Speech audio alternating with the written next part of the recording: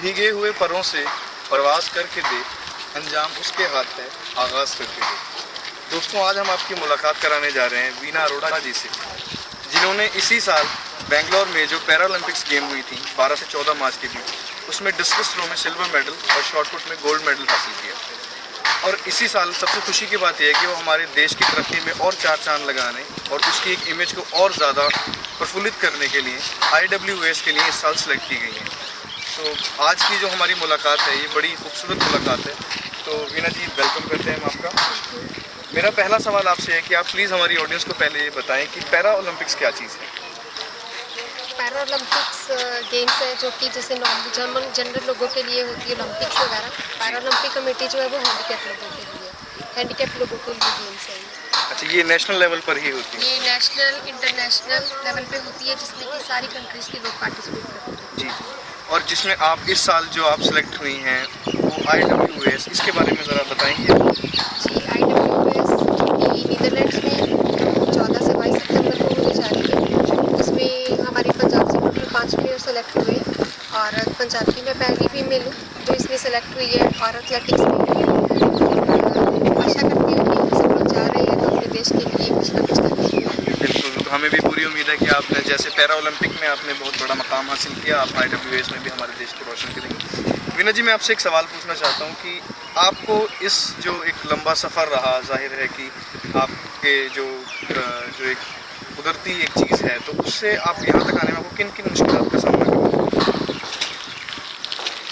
सबसे main problem तो जो हुई वो लोगों को ये समझा पाना कि ठीक है, हम लोग ये मानते कि हम लोग हैंडीकैप है, विकलांग है, लेकिन सबसे पहले ये समझा पाना कि हम लोग अगर किसी रूप से अक्षम है तो किसी न किसी तरह से सक्षम भी है, हम बहुत कुछ कर सकते हैं। लोगों की मेंटालिटी चेंज करना, यही सब में बड़ी प्रॉब्लम है।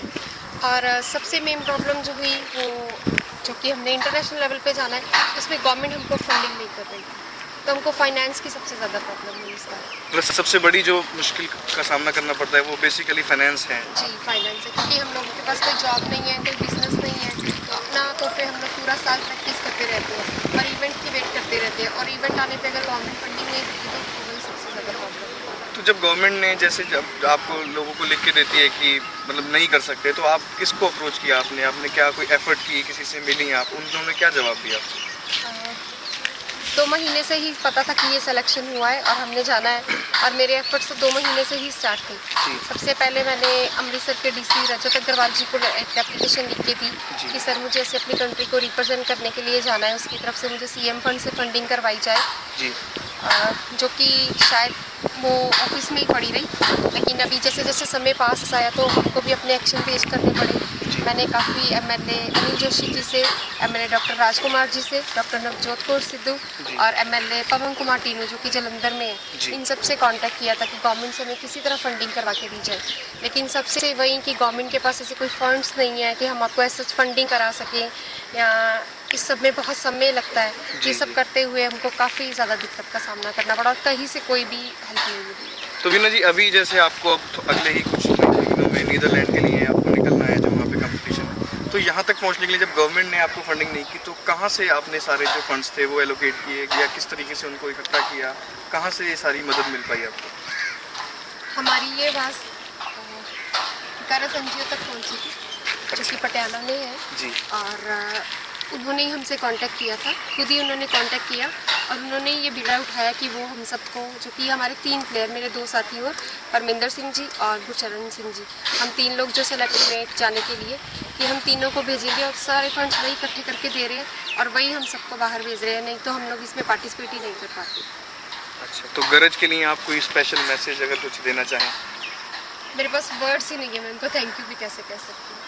देखिए, ये तो बहुत अच्छी बात है। हम उम्मीद करते हैं कि ऐसी कुछ NGOs और ऐसी कुछ ऑर्गेनाइजेशंस वॉलंटरीली इन कॉजेज़ के लिए काम करें, और हमारे जो जेम्स हैं हमारे देश के, जो नगीने हैं जो हमारे देश को और चमकाते हैं, इनकी तरक्की के लिए हमें सपोर्ट करते रहना चाहिए। और वीना जी, हम उम्मीद करते हैं कि आप इस बार कंपटीशन में जाएंगी और मेडल्स लेके आएंगी हमारे देश के लिए, उसकी एक तरक्की का और हमारे देश की जो एक बड़ा नाम होगा उसका बहुत बड़ा रीज़न आप बनेंगी। और मैं बहुत बहुत शुक्रिया करता हूँ कि आपने हमें इतना वक्त दिया। All the very best. I will try my all best. Thank you.